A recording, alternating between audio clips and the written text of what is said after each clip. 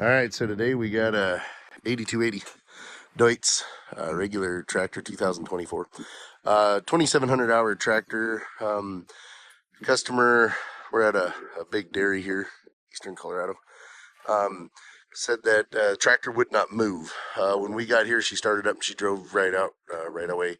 But I do have codes for a wheel angle sensor that it is unhooked and not working. So let me show you kind of what we've got here.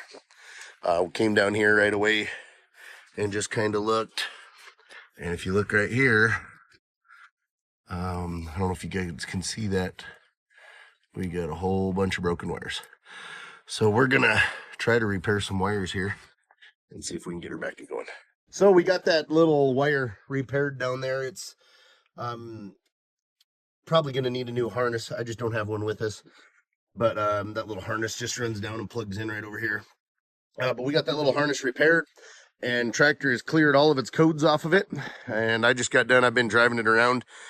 Tractor drives good, does everything it's supposed to. So I think we can call that one fixed.